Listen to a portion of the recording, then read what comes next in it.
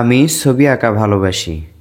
কেউ সুন্দর ছবি আঁকছে এমনটা দেখতেও ভালোবাসি, হোক সেটা সুন্দর বা অসুন্দর। ছোটবেলায় বেশি বেশি গ্রামের দৃশ্য আঁকতাম। ছবি আঁকা আলাদাভাবে শেখা হয়নি, তবে এভাবে আঁকতে আঁকতেই মনে হয় এত দূর আসা। আমি মনে করি এরকম দৃশ্য আপনারা সবাই এঁকেছেন। কী রকম দৃশ্য শেষ পর্যন্ত দেখুন এবং নিজের সাথে কল্পনা করুন। সুন্দর ঘরবাড়ি, গ্রামের দৃশ্য আমরা সবাই আঁকি। সুন্দর ঘরবাড়ি, গাছপালা, নদীনালা, কলা গাছ, ফলের পালা বা খেরের পালা, এরকম দৃশ্য আঁকা কিন্তু সহজ হয় এবং সুন্দরও লাগে। গ্রামীণ জীবনের ছবিগুলো আসলেই দারুণ। দেখুন, আমরা দাগ দিচ্ছি, একটা ছোট একটা বড়, আবার এটা কি করব, ছোট, আবার এটা বড়। দেখুন, কয়েকটি দাগ থেকে দারুণ 3টি ঘর আঁকছি। এই ঘরগুলো কিন্তু অনেক সুন্দর হবে এভাবে, এবং এটার সাথে লেগে যাবে। দেখুন, আবার এভাবে এটার সাথে লেগে যাবে। সামনের ঘর এবং পিছনের ঘরের কম্বিনেশন আসলেই সুন্দর লাগছে। তাহলে কৌশলে আঁকলাম 3টি সুন্দর ঘর। আশা করছি আপনাদের ভালো লাগবে ভিডিওটি শেষ পর্যন্ত দেখলেই। এখানে সিম্পল 3টা ঘর আঁকলাম। ঘরে কিন্তু দরজা জানালা না আঁকলে সাজবে না, সুন্দর লাগবে না। দরজা জানালা যদি সুন্দর করে আঁকতে পারেন তাহলে ঘরটা সুন্দর হবে। আর এই ঘরগুলো আঁকলেই দৃশ্যর প্রধান অংশের কাজটা শেষ হয়ে যাবে। এবার দেখুন, আপনারা কিন্তু এরকমভাবে কলার গাছ আঁকতেন। এটা আমি নিজেও আঁকছি, আর বেশিরভাগ আঁকতে দেখেছি বড়রা বা ছোটরা এভাবেই ছবি আঁকে। কলা গাছ আঁকা অনেক সহজ, এজন্য কলা গাছ দেখতে সুন্দর লাগে, ঘরবাড়িকে ফুটিয়ে তোলে। আসলে আমার নিজের অতীতের বাস্তবতা, ড্রয়িং শেখার বাস্তবতা আপনাদেরকে তুলে ধরছি এই ছবি আঁকার মাধ্যমে। এভাবেই আমি ছবি আঁকা শিখতাম, সুন্দর করে ছবি আঁকতাম। কেউ যখন আঁকতো চেয়ে চেয়ে দেখতাম।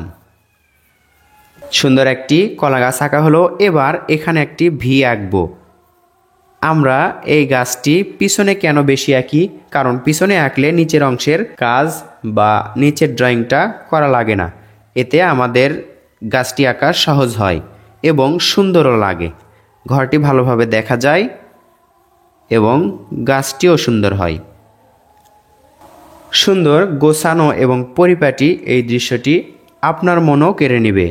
গ্রামের ঘরবাড়ির কথা একবার ভাবুন, মনে করবেন যে গ্রামের ঘরবাড়িগুলো কেমন হয়, দেখতে কেমন লাগে, পরিবেশে কি কি থাকে, কোনটা আঁকলে আপনার সহজ হবে, এরকমটা ভেবে ভেবেই ড্রয়িংগুলো করবেন। আপনার মনে যা আছে তাই কিন্তু এই এক টুকরো কাগজের মধ্যে ফুটে উঠবে। আমার মনে কি হচ্ছে, আমি কি চিন্তা করছি, এটাই কিন্তু এই কাগজের মধ্যে ফুটে উঠছে। অর্থাৎ আমার ভাবনাই কিন্তু এই পেন্সিলের মাধ্যমে এই কাগজে ফুটে উঠছে। যদি গোছানো মনে হয় এবং সুন্দর মনে হয় তাহলে আপনার ভাবতে হবে আমার চিন্তা এবং ভাবনাগুলোও এরকম ঠিক গোছালো। আঁকতে আঁকতেই ছবি আঁকা সহজ হয়, একবারে কেউ শিখতে পারে না। আমি যখন এঁকেছিলাম এতটা সুন্দর কিন্তু হয়নি, আজকে সহজেই সুন্দর হচ্ছে। রাবার ব্যবহার করা লাগছে না, শুধুমাত্র একটি পেন্সিল দিয়ে। পেন্সিলটা কিন্তু আমি দেখুন কাটার দিয়ে কাটিয়েও নি, মোটা হয়ে আছে। এই অবস্থাতেই আমি সিনারিটি ড্রয়িং করছি। এটা কি আঁকছি, এটা হচ্ছে গরুর চারি। তো বন্ধুরা, এখানে যদি একটি গরু আঁকা হয় তাহলে ভেবে দেখুন অনেক কষ্ট হবে, ছোটরা আঁকতে পারবে না, সুন্দর হবে না, নানান সমস্যা থাকবে। আর এটা যখন অসুন্দর গরু হবে তখন এই সৌন্দর্য ঢেকে পড়বে। অতএব শুধুমাত্র আমরা চারিটি আঁকলাম। গরুর চারি আঁকার কারণে এটা কিন্তু এই শূন্যস্থান, এই গ্যাপটি পূরণ করে দিচ্ছে, এতে দেখতেও সুন্দর লাগবে। একটু খড়কুটো পড়ে আছে, কিন্তু এখন গরু নেই, তাহলে গরু কোথায় গেল?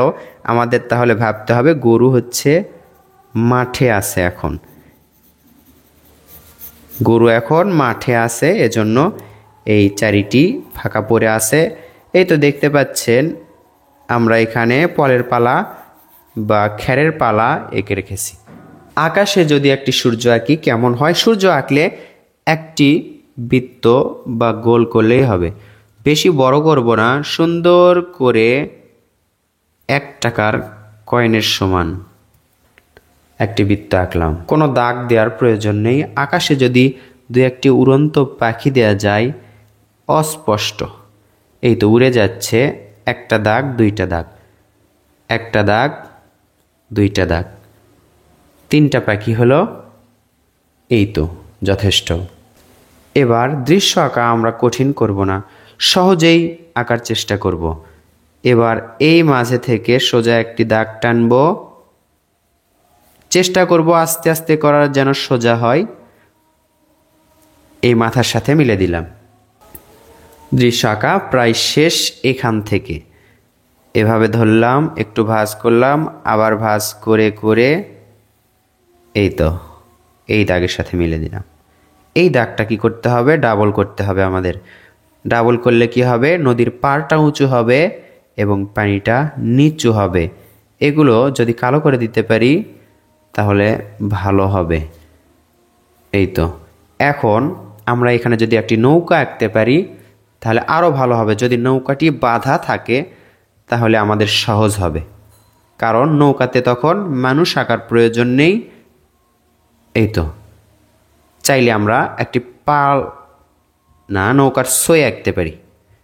এভাবে উল্টা ইউ, এরপর সোজা একটু ভাঁজ করে এটার সাথে মিলে আবার এই দাগে ডাবল, এই পাশে ডাবল করব, এই পাশটাও ডাবল করব এবং এভাবে ক্রস দাগ দিব।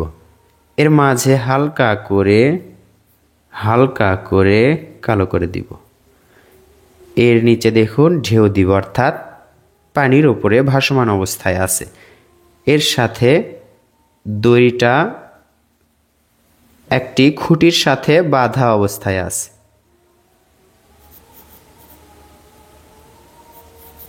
এখানে আপনি একটি সোজা খুঁটিও আঁকতে পারেন, একটি না 2টি খুঁটি আঁকলাম আমরা। তো বন্ধুরা, এই পাড় থেকে যদি 2-1টি পানির দাগ দেয়া যায়, একটা ছোট একটা বড়, বেশি না, হালকা করে পেন্সিলটা ধরে এভাবে ছেড়ে দিবেন। হালকা করে যদি পানির দাগগুলো দেয়া যায় তাহলে আরও দারুণ হবে। এর মাঝেও একটু করে, যেন দাগগুলো সোজা হয়, আঁকা বাঁকা হওয়া যাবে না কিন্তু। তো বন্ধুরা, সিম্পল এই দৃশ্য আঁকাটি আপনার কাছে কেমন লাগলো? আপনার আগের ছবি আঁকার স্মৃতিকে মনে করে দিতে পারলো কিনা কমেন্ট করে জানাবেন। অন্য কারো কি হতে পারে সেটা নিয়ে মন্তব্য করা হয়তো আমার ঠিক হলো না, তবে আমি যখন আঁকতে বসি বা কারো এরকম ছবি আঁকা দেখি তখন আমার এরকমটাই মনে হয় যে ছোটবেলায় আমি এরকম দৃশ্যই আঁকতাম।